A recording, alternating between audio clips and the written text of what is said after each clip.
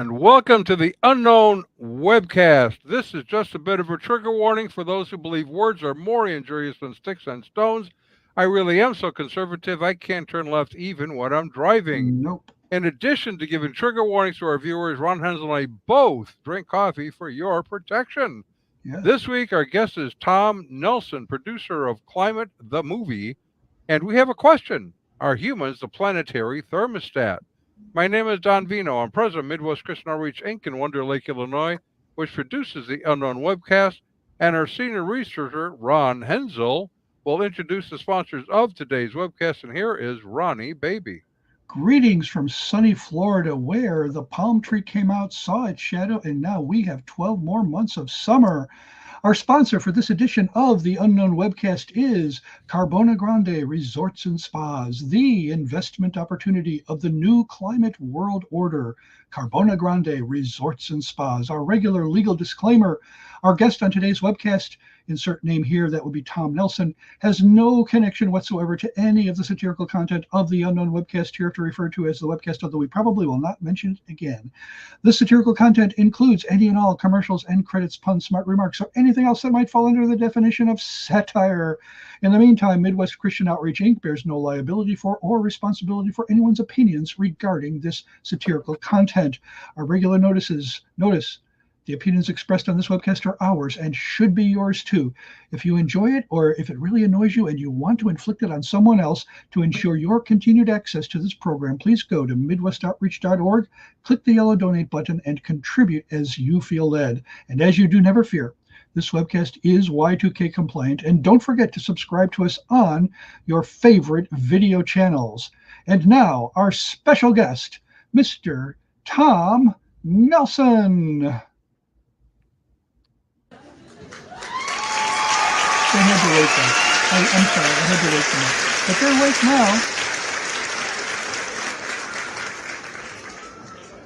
And there we are. Tom, thank you for joining us today. Yeah, thanks for having me on. I appreciate it. And when you're done, you will know you have been had. That's true. By the way, I'm not Ron Hensel, in case you noticed, but Yes, well, Ron Hensel, by the way, for those who follow us somewhat avidly, is not actually present in studio with us today. He's at a Presbytery meeting, and so we pre-recorded his portion so that we can sound kind of like we normally do. I'd like to start out with something a little bit background-ish, let's say, before we get into the heart of the matter, and that is a little bit of history about the climate change movement. In 1970, on April 22, approximately 20 million Americans participated in rallies, marches, and demonstrations on the first Earth Day. Friends of the Earth published a handbook, the Environmental Handbook, which included a 1967 essay by Lynn White Jr., which reads, in part, quote, Christianity, in absolute contrast to ancient paganism and Asia religions, not only established a dualism of man and nature, but also insisted that it is God's will that man exploit nature for his proper ends. And so they are basically declaring that the problem we have on our planet today is we haven't realized that everything is one, monism. There's no distinction between creature and creator. You and I are exactly equal to, birds and trees and rocks and what my cat left in a litter box, no better and no worse. We're all just part of the same thing. Hmm.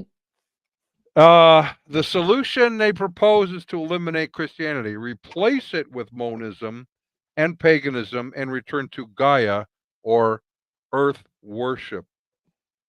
In the 1990s, the Parliament of World Religions began again. The first one was 1893. The second was 100 years later in 1993. It was sort of the brainchild of George Muller, who was the the deputy secretary of the UN for about 40 years. He really believed we needed a one world government, and he came to realize in order to have a one world government, you had to have a one world religion. Sounds But familiar. sounds familiar, but it really wasn't going well, and so he keyed in on the parliament and gathered a number, about 8,500 individuals from around the planet, to gather together to sort of start creating this parliament. The problem was they wanted everyone to eliminate their doctrinal beliefs and just embrace, and that didn't go well. Ethic to sort of accommodate their traditions. So, that was in 1993. We were there. We've been to most of the parliaments along the way. And in 2015, they included an area of the conference for attendees to repent to Mother Earth and write love letters to her because we have made Mom ill. And so you have this was one of their stations where you could go and help to rebirth the earth, write love letters to the earth. I'm not sure how they would be delivered exactly. They didn't really clarify that part. Postal Service, UPS. I mean, we don't know. Pigeons. Yeah, That might work. UPS, other planetary services, maybe that would be UPS, Oh, right? there you Yeah, go. Yes. I like that. So, Yeah. what brings us together then with Tom Nelson is this. Tom is the producer of Climate, the movie, which we really recommend. It's a well done Yes. documentary, which we also had put on a number of our social media sites and told people if you want to know kind of what's going on here, you've got world renowned climate scientists engaged in this. I have to tell you, they're not all, or maybe any of them are Christians. I don't really know. They're dealing with climate science issues. Mhm. Tom Nelson has no particular faith belief that he's willing to talk about publicly, and that's okay because our concern is what is going on. I would suggest we're dealing less with science and more with a religious persuasion that is being implemented on a national and international level. And the fact checker, how do I want to phrase this? They are trying to harness in the heretics and let everyone know that what they are saying is in fact heretical, and they should be eliminated from social media. Hmm. Is that a fair assessment, do you think, Tom? Yeah, I think so. I mean, one related quote that I've used often is climate change is the religion of people who think they're too smart for a religion. I think that's Oh, I like definitely that. happening. Good Yeah. one. Yep, it is. Definitely good. And that happens a lot places. Now, Yeah. now you had a quote. I wonder if I can zoom in on this before I do that. Let me see if I can make this bigger. Bigger. Bigger and better. I probably can't. I probably don't know how to do it. What? I'm happy to read it if you want. Well, I want to get it up there so people can actually see it too. Yeah. But oh, here we go. I'm going to make it bigger. Ooh. Bigger. There we go. Okay. And then I'm going to present. Not present arms, just present legs maybe or something instead. Here we go. Let's see. Here. And now you can read it as well, but they can see it. It's right there for God and country. Okay, I will read it. Jordan Peterson just said recently, the Irish government is planning to call 200,000 cows. Why? To change the weather. This is where we're at. The nature worshippers sacrifice cattle to change the weather. Right. We're right back in pagan times, and they are definitely nature worshippers. I think that's great. That's what's happening. That's exactly what's happening, which is what we were pointing out at the beginning. All at the expense of those poor cows. Yeah, it's pretty interesting to watch this. Now, Tom, this is something you don't necessarily know about James and I and others, is we're missionaries to cults and non-Christian religions. We live, I would suggest, in a post-Christian era, which is kind of interesting because the famous atheists, if you will, are missing the Judeo-Christian worldview. And so you have Dawkins, for example, who's going, I'm a cultural Christian. I do like the hymns and so forth and so on. And the reason is because what follows a non-Christian worldview is not pretty. Mm. Right? And so in a Christian worldview, we say, okay, you can be an agnostic and atheist. That's fine. We have free will to make those choices. In a more Islamic kind of a worldview, you don't have those options Mm. as readily. So how we met, and I really appreciate this. How we met is that we got um, a little love note, if you will, uh, from Facebook, which basically said, "You have offended us. You have material on your site, Climate the Movie, which Oh, we think is mostly false. And so we're going to slow down your feed and maybe cancel your account." ooh, And so I went and I read the review because they supplied me with the review. And I right. read the review and I went, Hmm. now I'm not a scientist. If you want to know about Wicca or psychics or something like that, that's my field. I have a sense that what they're saying is not true. As I read it, I go, it doesn't really seem to line up with the facts as we have them. But if we fudge the facts, and so I made a call to a good friend, Greg Wrightstone. I said, Greg, would you like to be on to talk about this? He goes, I would love to, but I know someone who would love to even more. And that is Tom Nelson, who's the producer of the film. And so we contacted him. He goes, yeah, I'd love to. So There you go. that brings us here. Thank you for joining us, Tom. Appreciate you. Thank you. Yeah, it's all super interesting stuff. I've been involved in this for close to 20 years, and I love Wow. talking about it. I've been down every rabbit hole. Oh my goodness. Wow. I'm sure there's plenty. Yeah. So to start off with, one of the things that appears very frequently, and I'm sure is on our webcast today already, is something that says this. Here we go. Let's bring this up again. Oops. I keep wanting to invite new guests, and I don't really want to do that. We haven't. Here we go. Okay. So this one says, and it comes up there, context. The context is climate change refers to long-term shifts in temperatures. Human activities have been the main driver of climate, primarily to the burning of fossil fuels like coal, oil, and gas. Mm. So if you have anything regarding climate change, this will appear in your Right. feed in short order. Mm. And if you don't like acknowledge it and attend to it, then the next thing is to say, we're going to slow down your feed.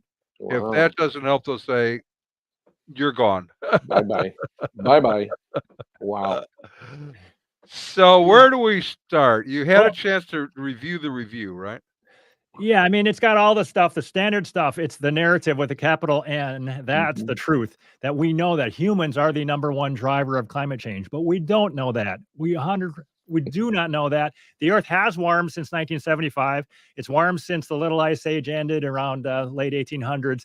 It has, but the temperature has fluctuated on many different timescales for all of Mhm. human existence and way before that. And there's nothing that's happening now that is anywhere outside the bounds of natural variability.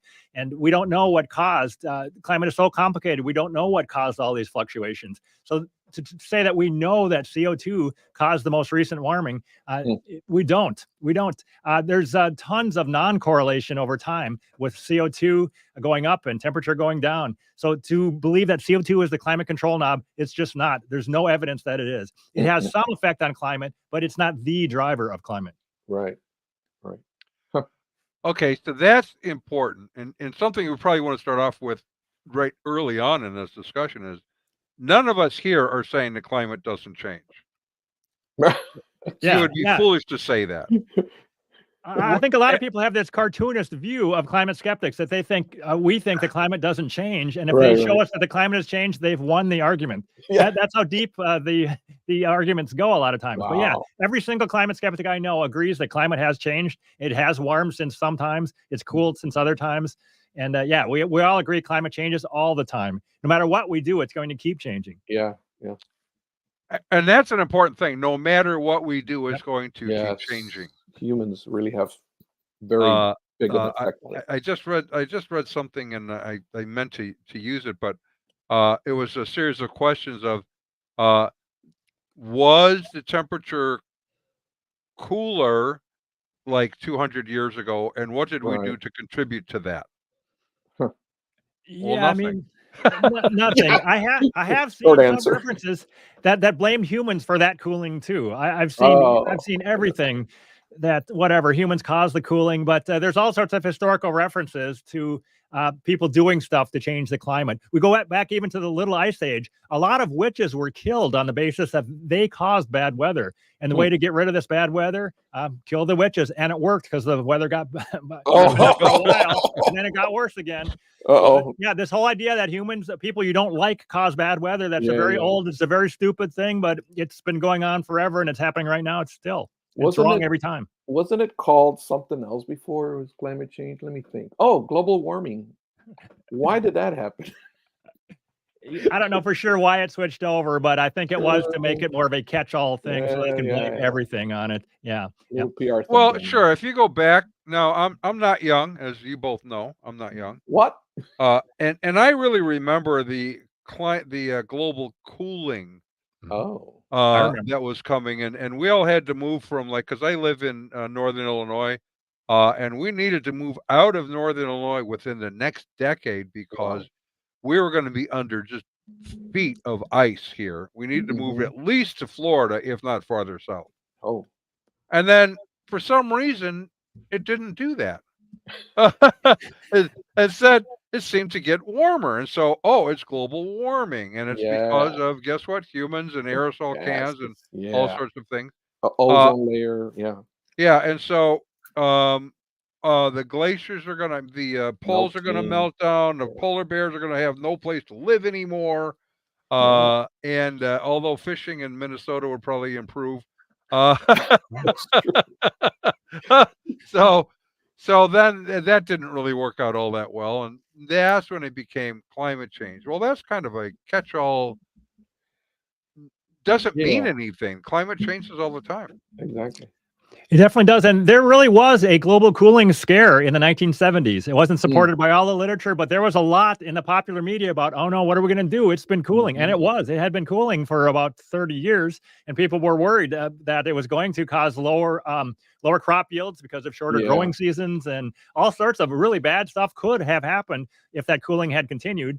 But right around that time, Leonard Nimoy came out with an In Search Oh, Of yes. show Yes. saying, Oh, "Oh no, yeah. it's the Arctic is cooling. It's way cooler than it was, and Yes. the Eskimos are warning us about how cool it's getting." But yeah, those natural cycles flipped around, and then it started warming after that. And I think there's no reason to believe that it won't flip around again and start cooling again up there. The whole idea that it's going to keep warming from here forever if we keep emitting CO2, no, I'm strongly doubtful of that. Um, that reminds me. Let me ask you something. Now you're talking about global warming, global cooling, Mhm. and who controls that. Oh. I recall some years ago in a minor little state that you might have heard of, out on the West Coast, Hmm. had an eruption where the top of the mountain kind of blew off, uh, and the dust kind of scattered across the entire planet, and we had a very, very cool summer as a Mm. result of that. Hmm. What did humans do to cause that? They did nothing to cause that. Yeah, there's been a year without a summer back in the early 1800s after a volcano, and the crops didn't grow for a whole year, and it was really a bad time to be alive. And of course, Yeah. humans didn't do anything to cause that. And I just wanted to mention this thing that happened, the Great Flood of 1862 in California, which is Mm. absolutely mind-blowing. It killed hundreds of thousands of cattle, and it was just an unbelievable flood. We don't know what caused all the rain. It rained forever, and it was mind-blowing. Mm. And if that happened again, 100% for sure, they would say CO2 caused it. But it happened back then, and that was before we started burning much coal or anything else. So really bad stuff happens, and humans don't cause them. Yeah. So we've had Greg. I just said his name. Now it's going from my brain. I hate that. Wrightstone? Wrightstone. Yeah, Greg Wrightstone on Mm. a couple of times. Really like him. He's very sharp. Yep. No nonsense guy. And he has pointed out that we're right at about 0.04% Yep. on CO2. Mhm. Mhm. And it has been beneficial, not detrimental, because it's lengthened the growing season. We're producing more food, which is helpful in areas where they're already struggling for food. Now, is that true or is that just made up? It's true that the planet is greening. NASA agrees that the planet is greening because CO2 is plant food. And if we get down to 280 parts per million, which is what we may have had 500 years ago, that's getting down towards the lower level. And plants need more. They want more CO2. In fact, Will Happer says right now in a growing cornfield in the Midwest in the summer, you might have over 400 parts per million in the air around the cornfield starting the day. And by later in the day, you might have 200 parts per million because the corn is growing. It's just sucking down CO2. It really needs that to grow. So the whole idea that we want to get rid of CO2 and bury it underground is completely crazy. I think fighting CO2 is like fighting oxygen or fighting water. Right. It's not a pollutant. It's something we need for life. And the whole idea that the atmosphere is filling up with CO2, it's not. Naturally, we've had way more CO2 in the air most of the last 600 million years than we do now. There's not too much CO2 out there. It's not too hot out there. Things are fine. We're panicking over nothing. It's ecochondria. Oh, that's good. Ecochondria, boy, I like that. We have to write some of these down, man. So I'm looking at this is the review written by Derek Burns, Darrick, Burns, Burns. By the way, the links to all this stuff is in the description. I, as you know, Tom, I emailed their organization and invited him to be on with us so we could talk about these things. And they never even bothered to contact us back. And so the main topics that he talks about that are in the claims in the video and the documentary that you all did, climate effects of carbon dioxide compared to changes in solar energy. That's one of the topics. Use of temperature measurements by climate scientists to measure and properly quantify global warming. And the third is comparing recent change to past climate change. So they have then comments on each of these things. You're aware already of the kinds of things in there. So how do we address their claims? Yeah, I mean, I have it up right over here. He's just parroting the narrative with a capital N. He lists himself as a writer and visual designer, and his name is the only one that's attached to this whole thing. It's just so weird that Facebook is taking this guy's work for it. I don't know if somebody else wrote the rest of it, but nobody else's name is on there, and they don't allow comments on it. We're just supposed to say, this is reality. This is an independent fact check, and whatever they say is true, but it's not. There's all sorts of people who disagree with what he's saying. I would love to have a long debate with him and to talk this stuff over because it's not the truth. The reality is way more complicated than he thinks it is. He thinks we know that that CO2 is the climate control knob, and we know what causes the climate to change, and we don't. It's so complicated. I think 50 years from now, we're still not going to know exactly what causes climate change enough so we can predict what's going to happen next. It's going to keep surprising us because it's so incredibly complicated. There's so many different factors and so many interactions. And we don't even know the initial state of all the climate variables right now. So to try to model it and try to predict what's going to happen next, based on the idea that CO2 is the thing, and we don't have to worry about all this other stuff about solar fluctuations and clouds and currents and volcanoes and all this other stuff. We have to know all that stuff and how they interact, and it's not going to happen. It's way too hard to model, and it's hard to even model like a roulette wheel over in Las Vegas. Where's the ball going to go? We can't even model that super simple thing. Where is it going to go? And the climate is many orders of magnitude harder to model than that. Speaking of model, isn't that one great guy who uses models a lot was somebody named Al Gore? I don't know.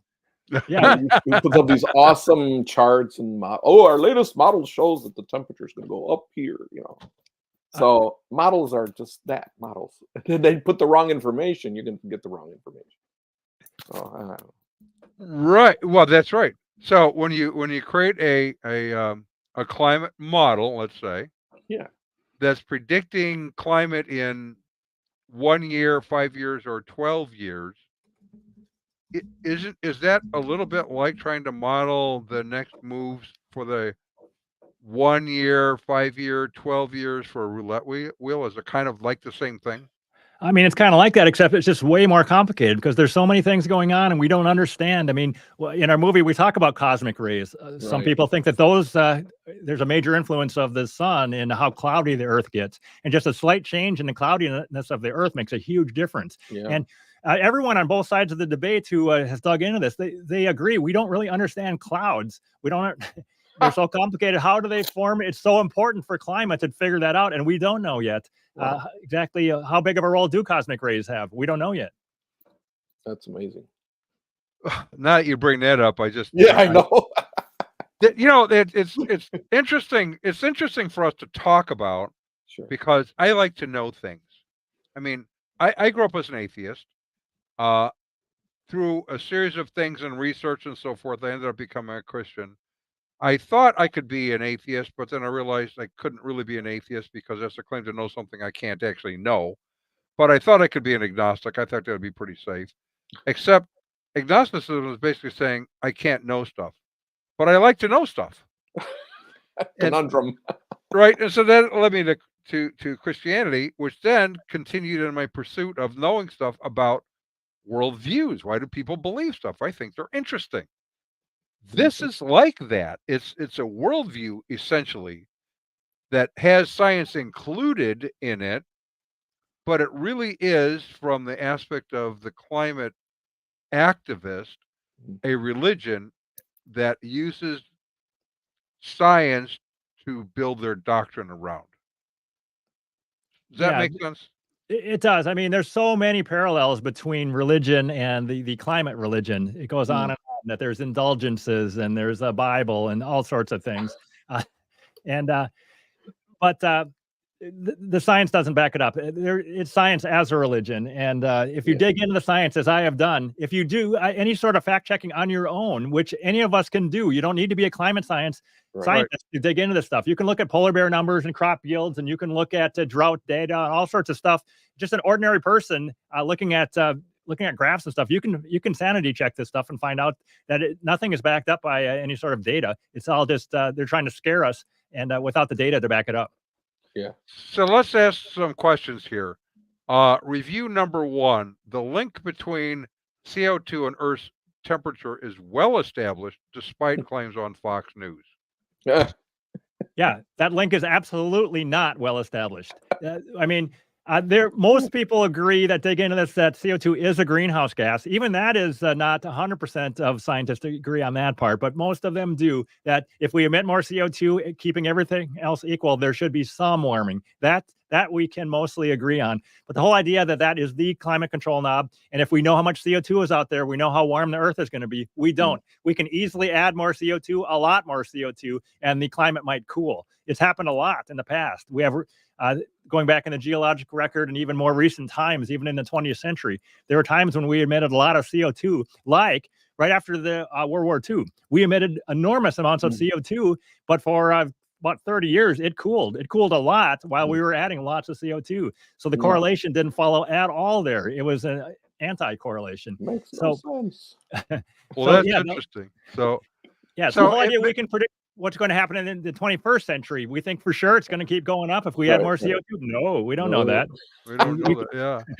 Okay. Review 2: video of Ian Plimer incorrectly states that human CO2 emissions are not responsible for increased atmospheric CO2 concentrations and global warming. And the answer is? The answer is we don't understand the carbon cycle. I don't know. I'm happy we don't. Maybe humans did cause this CO2 rise from 280 to 420. Maybe. I'm happy to say maybe they did. Maybe they didn't, though. We don't understand the carbon cycle. And some people say that if we add more CO2 to the air, then more of it settles out, forms calcium carbonate in the ocean and settles out. And one thing that happened is we went through the whole COVID thing and we kind of shut down society for a while, and we did not see that the Keeling curve carbon dioxide data did not show that. So that's pretty weird. Yeah. If it's all humans, then it should have showed up. So we kind of ran an experiment there, and it didn't do what we thought it was going to do. So wow. Yeah, just everywhere there's unknowns. That's another place where there's unknowns. Wow. So review 3: CO2 caused warming during past climate changes, notably as a feedback amplifying other factors. Yeah, so that's the whole positive feedback argument, and there's no evidence that there's positive feedback. That doesn't make any sense. That what we're supposed to think is there's positive feedback. So if we emit a little CO2, then that causes more warming, and that causes more warming. It's a positive, and it just Right. keeps going out of control. So the Earth has never become an uninhabitable fireball as it just gets hotter and hotter, it keeps getting hotter. It always cools at some point again. Yeah. And it's amazing how tight a range actually it's been in the last maybe 10,000 years. It's amazing that it stayed so habitable. I mean, humans live over about a 70 C range. We live where it's really cold, where it's really hot, but the natural variability over the last recent times, maybe last 1,000 or 2,000 years, is maybe 1 or 2 C or something. It fluctuates depending on where you are. But this whole idea that there's positive feedback and a little warming causes more, that's not what's happening. It doesn't work that way. So the pendulum of the numbers as far as temperature, you would say it's not that big of a swing. It's not that big, and we don't really know how warm was it in the medieval warm period or 5,000 years ago. We have a general idea. We can see that there's tree stumps that are 5,000 years old, we think, that are way north of the current tree line. So 5,000 years ago, it was warm enough to grow trees where it's not warm enough to grow trees there now. We don't know exactly what the temperature was, but it was warm then. And we have evidence that there were hippos in the Thames 130,000 years ago. It was warm enough for hippos, and it's way too cold for hippos there now. And we don't know really why it was so warm then, but it was way warmer then. And then not that long ago, it was cold enough on the Thames that you could skate in the winter. You could have frost fairs. It was during the Little Ice Age. It was really cold. We don't know why, but it was. Well, we're going to hear from our sponsor today. For those who are committed to the idea that climate change is human caused, there is an investment opportunity that you might be interested When in. you see images like this, what do you think of? Vacation fun? Relaxation? Time away with the family? Well, here are 2 words you should be thinking. Cha-ching. Because any day now, maybe any minute now, the Arctic beaches of North America, Greenland, Northern Europe, and Asia will all look like this, making them the investment opportunity of a lifetime. Work will soon be starting on our new chain of Carbona Grande resorts and spas. Contact Oxgore Industries today for a free investment prospectus at 1-800-CLIMATE. So, when the rest of the world looks like this, yours can look like this. Carbona Grande Resorts and Spas, the investment opportunity of the new climate world order. Oh, yeah. And there you go. I'm jumping on that one. That's a gold mine right there. So you see, Tom, we love to have fun with this stuff. Nice. I like it. Very original. So, okay, now I have another one for you because Derek, as you are aware, opted to not even respond. Solar variability is not driving current climate change. Okay, so that is highly contentious. There's Willie Soon, Nir Shaviv, Henrik Svensmark, who are all in the movie. They think it is. It's the solar influence on Earth. It's not just a simple, we can measure one thing about the sun and we know its influence on Earth. There's different changes. We just had this stuff in the most recent week about how we're seeing the northern lights because of the changes on the sun. It's a very complex interaction. So I've seen a lot of arguments that we are in a modern solar kind of maximum recently, and that may have caused a majority of the warming we saw since 1850. The sun has to have some large effect, way bigger than whether you're eating a cheeseburger or not, all this other stuff. So, yeah, the whole idea that it's been proven that the sun is just a small factor, because the IPCC wants you to believe that. They have this diagram showing, oh, look at the sun can only make a tiny difference, and humans are maybe an order of magnitude more important than the sun. That's completely crazy. And so humans again, we have some effect, and a butterfly flapping its wings has some effect on the climate, and a rose growing someplace. Every living thing has some effect. A beaver making a dam. So we can say it all has some effect, but it's all about the magnitude, and it's about, is this dangerous? Is the warming that's happened since the Little Ice Age, is that bad? It's clearly not. It's been really good for life on Earth. If we were to cool back down to the Little Ice Age, again, that was a bad time for humans, and it was a bad time even for lots of animals. That warmth is good, and the ice is the enemy of life, as Patrick Moore says, in general. Yeah, as we look back kind of on the Industrial Revolution, for example, we can see that humans didn't really understand how what they were doing was impacting their particular areas where they lived. You can see that, and especially if you watch films of 1930s and 40s Great Britain. We have like sort of this constant fog, and then they discovered that that is Yep. air pollution, Mhm. which clearly had some impact on their living lifestyle, Yes. that kind of stuff. And they go, okay, well, we can fix this, and they did, and things cleared up. Uh, we have that today with some of the, like they kind of force us from going from paper bags in grocery stores to plastic because that's going to be way better. Uh, from glass bottles that we recycled. Imagine that recycling Ooh, by turning them back in for deposits, and then they would take them and wash them and refill them and recap them and send it back out again. yeah. To now plastic bottles that end up in the oceans, and they're going, how did this happen? Well, you had a better idea that turned out really bad. That's right. Yeah, so I am all for fighting real pollution, like you're Right. talking about in Britain. Fighting real pollution, that's great, and I think this fight against fake pollution is taking away from the fight against real pollution. And Right. the whole idea that CO2, it's colorless, it's invisible, it's natural. And since we started burning coal, we've only added maybe about 1 molecule for every 10,000 atmospheric molecules. That's if we cost all of it. It's about 1/10,000th. It's a little tiny tweak. We're supposed to freak out about it. Kids won't sleep anymore. They're not going to study anymore because they don't have a future. Mm. Completely crazy to freak out over 1 molecule over 10,000. Wow. People say, oh, a little bit of arsenic can kill you. But CO2 is not arsenic. And this little tiny change, it's not harming anybody at all. Wow. It's not in CO2. Well, arsenic can kill you, but can it kill you if it was 1 molecule among 10,000 molecules? I don't know what that dosage is. I think it's a small amount is really bad, but I don't know. I should look that up. It might I don't make know. you sick, I but don't if you know. do it over a long period of time, Yeah. something like that. I'm looking at mystery movies and they talk about it all the time. And they say, well, that won't really harm you unless you take so much, per so many Well, days. I mean, if you like the film Arsenic and Old Lace, you can go, okay, well, Oh, there yeah, you go. Yeah. you can kill other people with that. That's for Sure. sure. But if A it's couple like spoonfuls, one yeah. infinitesimal, Right. because we get all sorts of toxins in our bloodstream and our bodies Well, that's true. every day from all sorts of sources. Yeah. Now, I'm not arguing that we need to increase the dosage of arsenic. I don't think so. No, not at all. Not at all. But our question is, again, we're kind of going back because the big emphasis is, and we know, is CO2 is the deadly CO2. planet killer. Mm. Yeah, it certainly isn't. I mean, one thing I constantly have seen over the years is they'll show black smoke coming out of a smokestack, and they're Right. trying to convince us that this black smoke is CO2.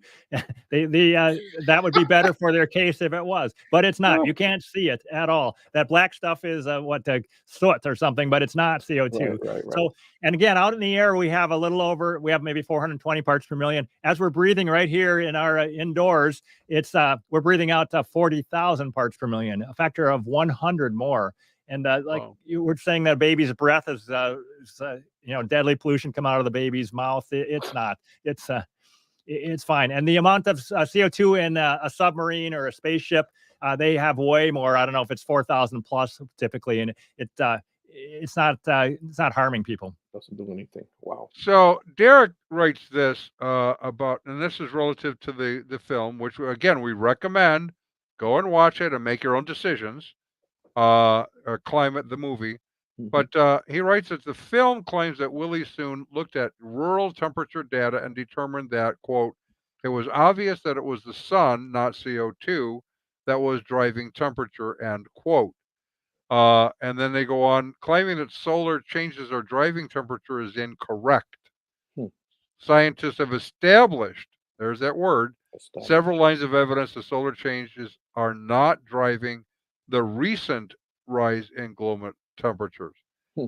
So as I read that, I went, okay, maybe it's not, as you point out, driving the recent increase in global temperatures, but that doesn't mean it has no effect on global temperatures. Yeah, Willie Soon, he's a super interesting guy. He studied this very carefully, and there's a couple parts of that question. There is the urban heat island effect, which the Right. movie talks about, where it could be way warmer. It is in most big cities during the day. It might be 5 degrees centigrade warmer right in the middle of the city because of the hot asphalt and the hot Right. engines and everything else. That's a huge factor. And then there's a question of how much does that change temperature readings? That if you had a thermometer that was outside of, let's say, Paris 100 years ago, and Paris slowly moved out towards that point, the urbanization, not CO2, might have caused quite a bit of that rise. And Willie Soon has looked into that carefully, and he said maybe half of the warming has to do with the urban heat island effect, and the other half might be the actual warming. So that's one factor. But in the movie, Willie argues that maybe 100% of the warming we've seen over, I don't know, since 1850, has been caused by solar changes rather than carbon dioxide. We don't know for sure. Nobody knows for sure. But again, the sun is a major factor. And then there's so many other things like changes in ocean currents. I've just been reading up on that there is heat is moving around in the oceans, and sometimes it kind of gets stored in the ocean, and then it comes out and warms the air. And it's way harder to warm a given volume of water than air. So it makes a huge difference as those currents move around, heat gets moved around. And I've had a lot of people on my podcast talking about that in great detail. It's very, very interesting. Andy May has talked about that. The heat is being transported via long currents from the tropics all the way into Arctic and Antarctic regions. So the whole idea is, the Arctic is warmer now. CO2 must have caused it. No, we can't make that assumption. That's a bad assumption. It could be some other, some very complicated thing happening. Well, something I just thought about it, like in the Arctic, really don't have any plants to emit CO2. Or to take down CO2. Or to take down and suck it up. Yeah, to suck it down. Yeah. Yeah. But we're supposed to think that the more ice, the better for polar bears, because they have to have ice. So we want the maximum ice up there. And we're supposed to think that 10 feet of ice is way better than one foot of ice for polar bears. That's not how it works. They have to have some sun. They have to for their food chain, they have to have some warmth up there. Otherwise, they can't live at all. Wow. And Susan Crockford makes a good point about that. Polar bears like to live kind of on the edges of the ice, but there's got to be food up there. And somehow polar bears got through all of the warm periods. There were polar bears around when there were hippos in the Thames. The polar bears were around there somewhere on Earth, and they got through the warm periods. So the whole idea it's going to be too warm right now, and the polar bears can't take it. No, it's not even close to that warm as it's already been in the past polar bear history. I'm sure nobody's asked a polar bear about that. Huh? They're doing fine. The numbers, of course, they're way up since the 70s. They're growing, and I think it's mostly because we stopped shooting so many of them. The hunting season. that might have something to do with it. Yeah. Evidence for global warming rates already accounts for and corrects for data bias. Yeah, that's a claim that I 100% do not believe that they've corrected for all their biases. And one of the people most prominent in looking at those is Tony Heller. He does a great job.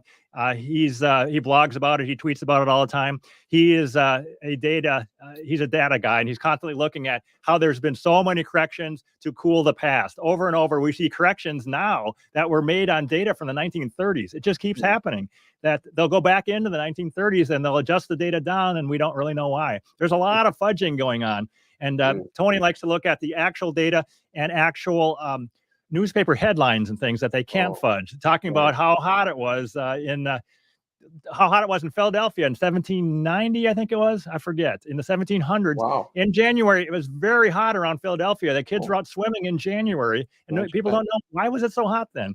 And I think the people selling this scam want us to think that it was a long time ago, CO2 was low, it must have been really cold then, but it wasn't. It was really warm, and we don't know why. Wow, that's really interesting. Now, you mentioned you had a podcast. I don't think I have your information for that. So for those who want to see your podcast, and also, do you have on your website recommendations of others that you would recommend that they go look at? Yeah, I guess actually, if you go to my podcast, then you'll find a lot of names that you'll want to investigate more. So it's just the Tom Nelson podcast. It's on YouTube, and it's on kind of everywhere. I put it up everywhere. I've done over 200 episodes, and I feature a lot of people from Climate the Movie. Like Will Happer talks a lot in the movie, but then if you want to hear more from Will Happer, you can go to my podcast, and I got a couple maybe hour-long episodes from him. Wow. So there's all sorts of people on there, and they don't all agree because we don't understand climate. There's people who are all in on cosmic rays and all sorts of other things. We're trying to figure it out. I think it's great that everybody is saying, here's what I think, but that's how we're going to get to the truth eventually. But we're not going to get to the truth if we just say, hey, CO2 is the climate control knob. We're done. Yeah. Oh, you mean the consensus? Yeah. You know, I'm gonna distract just momentarily to point out something from a Christian standpoint, and that is, there are within the Christian faith essential doctrines that we must all hold to. deity of Christ, Trinity, Resurrection. the incarnation. Mhm. There is a whole then big group of things that we don't completely understand.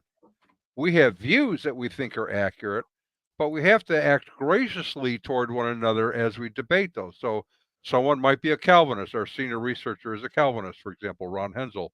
I'm not a Calvinist. We love each other in spite of that.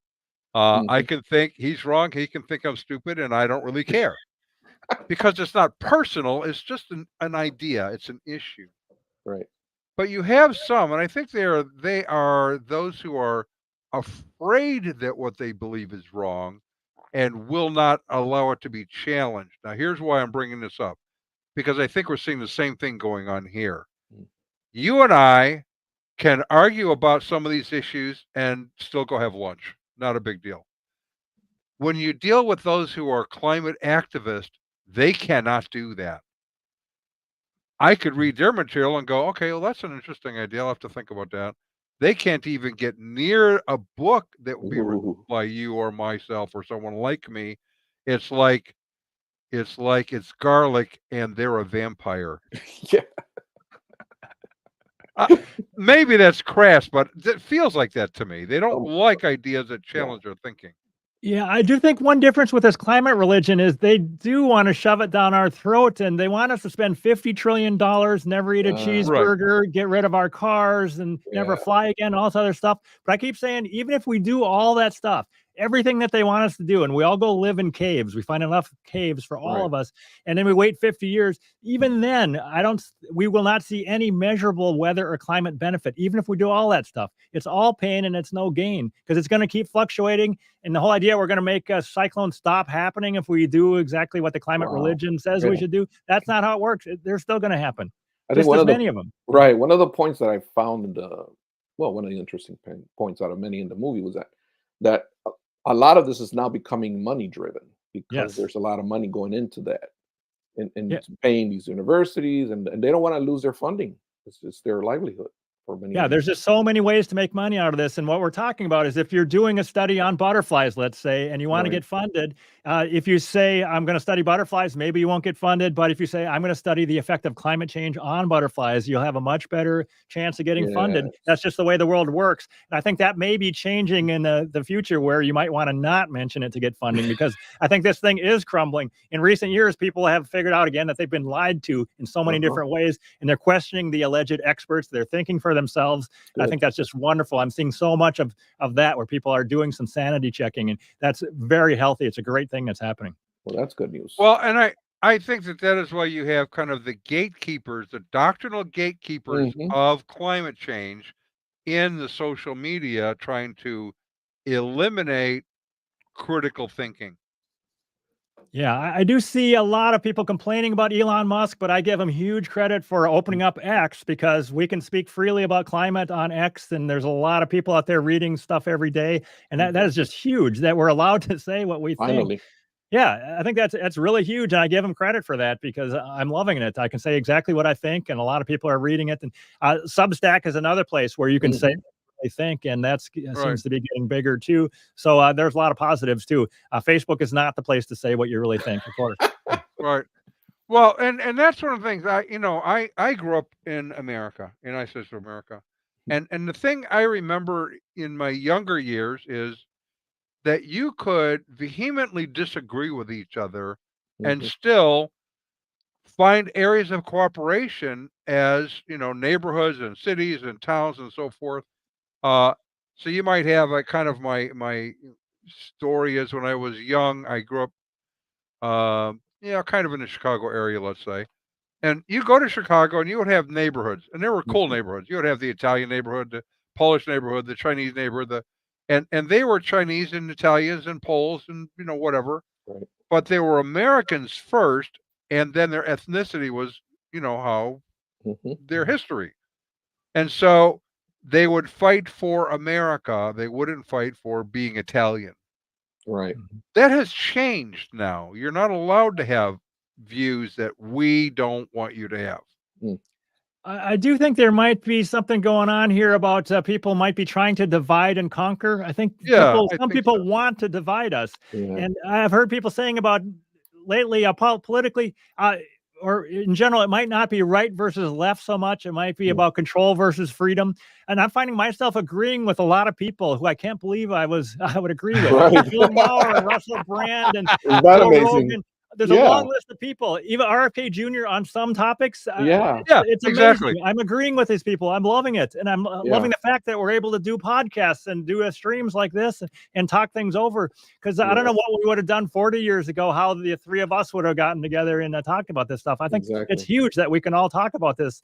And one thing I wanted to mention is just this morning, there's this guy named Malin Baker on YouTube who did 3 YouTube videos about how Climate the Movie is all stupid and wrong. We did a discussion together. We're putting it up tomorrow for 2.5 hours. For 2.5 hours, we talked about all this stuff and about what are we really saying, and it was fantastic. Nice.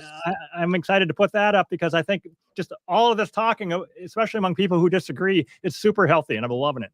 Awesome. Well, and it's super healthy. That's the point. It's super healthy. Yep. We've written several articles on voting, and why do people vote in kind of the way that they vote. And I've posited, and I think it keeps bearing itself out over and over, is you have about a solid 20% on the left, let's say, and a solid 20% on the right, and they're not going to change no matter what you do. Mm-mm. Which leaves you about 60% somewhere in the spectrum between those two. And they mostly want to be left alone. Mostly Yes. they want to be left alone, right? They might lean liberal, they might lean conservative, but they mostly they don't want to fight with their neighbors. Just keep your grass cut. I don't care about your sexual proclivities, right? Right. Sort of a thing. And here's what I find that I think they do is they react against what they perceive as too weird. Too out there. Yeah, it's just too far out for me Right. to get involved with. Right. And so, like when Al Gore was running for president, it just happened that at the time, I think it was Massachusetts passed the gay marriage amendment. Mm. It wasn't long lasting, but it was right around election time, and you saw a huge sweep away from Al Gore, which got George Bush elected. So it wasn't because they liked Bush better, it's because they didn't like what they were seeing on this other side. Right. It was a negative reaction, sort of. I think that created a kind of, positive. yeah, I think that describes most of the population as, we don't know if global change is, climate change is CO2 or not. And frankly, we don't really care. We just want to have our dogs and cats and cows. Right? And move on with life. One interesting thing to me in the climate world is this Monmouth poll just came out in the last few days, and they surveyed Americans, and they found a big drop in belief in the climate scam among young people, like 17%, a big drop. 2021, I think it was, and only 34% overall thought that humans were the main driver of climate change. So after all this propaganda for all these decades, it's been shoved down our throat all the time, every day. Still 66% of the people are saying basically, no, I'm not buying that. Yeah. So I'm loving it. Yeah. Christian Matthias says this, and she loves gardening. They want us to garden organically, and now they don't want us to garden at all. True. Carbon footprint to get the materials to garden. Yeah, I just saw that they were saying, I read maybe the same article saying, don't grow your own tomatoes because it's 4 times the carbon footprint of buying your tomatoes. So don't do that. Really? And yeah, come on. I'm trying to figure out how that works. I'm like, I got my garden out here, but it's like, there's so many crazy things. That's just another in a long line of crazy things. Ridiculous. Okay, so I'm going to run down here and see if there's something else I can pick up. Recent climate change is unusual compared to past natural variations. Yes, that is they claim, and it is 100% wrong. I mean, we have there's been all kinds of natural variation. The whole idea that we know something bad's happening now because it's so unusual, it's not. We have zero data to show that this is unusual. I think humans may have been around a couple 100,000 years. We don't know. And there's a lot of 30-year periods. I think we probably had thousands of 30-year periods where it either cooled or warmed at similar rates. There's nothing exciting happening in the long term. It's just bad weather's happening. Things are fluctuating up and down. Let's not worry about it, because there's no way we're supposed to think let's panic about it because it's unusual, but there's no evidence of that. Right. Now I get my dating wrong on this, and Krista's husband John is very good at it, so he'll correct me. But there was a warming age. I want to say like a mini warming age in the 14 to 18, or 19, no, 1400s to 1800s, in that period there. Oh, okay. I could be wrong in the dates, but it's about 400 years, and it was warm enough that Greenland was actually green. They could grow stuff there. Right. I think you're thinking about the medieval warm period. That's a little longer ago than that, more peaking around 1200 or so. But yeah, it was warm. It was green. They were able to raise sheep there and stuff. I've heard that they were raising sheep there, and it's been melting recently there. And you could smell that sheep used to be there. It's melting now. Yeah. So it was warm there then, and then it got cold, and it just the Arctic gets warmer and colder, just like Leonard Nimoy told us in the 70s. It just keeps getting warmer and colder on many different time scales, not just on 30-year time scales, but there's many different cycles. A lot of my guests on my podcast have talked about this. There's a lot of different cycles, and sometimes they line up, and then it gets really warm when they're all lined up, and sometimes it gets really cold. It's so complicated that we don't know. We don't. It's not like they're all predictable and we know what's going to happen next. We don't. I'm going out on a limb to say that maybe the definition of a cycle is that things repeat itself. I don't know. Yeah. Everything that's happened has happened before. Well, I want to throw in one thing here. It just came to my mind that in the UK, it got to be 40 degrees centigrade, and that got a lot of headlines. Oh no, we measured 40 degrees centigrade. That must have been caused by CO2. But then there was some freedom of information digging into it over there by some journalists. They found out that record lasted for 1 minute. And it was along a tarmac where planes were taking off. Oh, and boy. They were taking the temperature every minute, and in the 1 minute it got warm, and then the next minute it went back down. And we're supposed to think CO2 caused it. It was like 0.6 degrees in just a 1 minute. There's no way that carbon dioxide caused it. There's a lot of things that are causing temperatures as a warm air is flowing around and blah blah blah. But they didn't tell us that. They just wanted to say, look, 40 degrees centigrade. Let's panic and whatever, give up hamburgers and stuff. It's pretty amazing that this stuff happens in the real world. So in now this is not going to go anywhere. I'm sure Facebook and ABC News, they're just really not going to care about my opinions on things. But in my view, what we really need is a national debate that's an actual debate that the channels could cover, with those on both sides giving an amount of time to make their case. He could do it in one night over 3 hours or over a week, to actually make the case for the population to go, oh, okay, that makes sense to me, or no, that's stupid, or he has bad hair, or whatever it's going to be. So I don't know if you're aware, this did kind of happen. They didn't show it on national TV, but there was a big high-profile debate around 2007 or so that had 3 people on each side. The late, great Michael Crichton was one of them, and Richard Lindzen was on there. And they had this whole debate. It was very well done. And they polled the audience before, what do you think? Is there a climate crisis? It was over that issue. And afterwards, and the skeptics won the debate because they were able to sway people to their side. But I think because the alarmists lost that debate, they don't want to do any more debates because they're going to lose. The data is not on their side. So I think that's kind of a tell. If people don't want to debate, if they want to censor, if ever have these censors been the good guys? If you're censoring, there's probably a reason why you don't want people to hear the other side, because you're going to lose. Yep. Right. That's true. That's true. Protest. Well, so the reviews, again, the reviews are in the description panel, so you can look at that. You can look at the film. I think we've got some of your website material over there, so I can go and get that. Yep.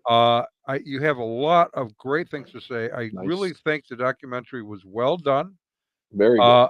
And tried to be, as you've pointed out, fair. Right. Say, okay, we don't think this, we don't know. We do know this. This we're doubtful about, but we're investigating it. Mhm. So it's not like you have climate scientists who are going, yeah, we have all the answers, and they're wrong. They're Right. saying there's a lot of information we just don't have. Right, right. It's Right. supposed to be settled science. We constantly hear that phrase "settled Right, science," right, but settled science, yeah. it is not settled science. That's for sure. As soon Yeah. as you say that, you're not talking about science any longer. No, no, that's true. Wow. So, Very well done. so with that, I am going to ask our good friend who's waiting in the wings, so to speak, to walk us out of here. Let's give credit to whom credit is due. Our resident cult leader profiler is Neil Before Me. Our wardrobe manager is See How It Fits You. Culinary services are provided by Chef Hammond Cheese. Our tinfoil hat provisioner is Just In Case. Jehovah's Witnesses coverage comes from Armageddon and D Opposer. Our Mormon Archives manager is Polly Gummas. Our Liberal Denominations Bureau chief is Lucy Goosey. Our transgender issues coverage comes from Ben Hur. Special correspondent for cults based on the Hindenburg disaster and flying turkeys, OD Humanity. Our fact-checking supervisor is Yoleg Pulling. Technical assistance comes through Murky Research. Our legal advisors are at the law firm of Dewey, Cheatham and Howe. Our grievance resolution director is Giovanna Pisami. Our director of privacy assurance is Wiretapping. And original idea sourcing comes from Drew A. Blank. The Unknown Webcast is a production of Midwest Christian Outreach, Inc. in cooperation with Emergency Manicure Productions, both of whom are solely responsible for this content, although you will never be able to prove that in a court of law. Never. Not even once. It's Not at all. so there you have it. Tom, I really appreciate you being here and putting up with our Well, thank you. antics. It's important. Thank you. YouTube may pull our account after this, and I guess that's We'll see. how life goes. Or they may ignore us and go, "Oh, they're just small potatoes; they'll go away." But we don't go away. So Some of them may be working for Yoleg Pulling. I don't know. right, and if we contacted you in the future to join us again, would you be willing to do that, knowing what you know now? Absolutely. I would Full totally do that. disclosure. Yeah. Full disclosure. I like the Uh, WKRP reference in your credits there. I like that. Yeah. Well, we like to have fun, as I mentioned when we started. With some things Yeah. just need to be made fun of, and this is one of them. So Sure. you can wave goodbye to everybody as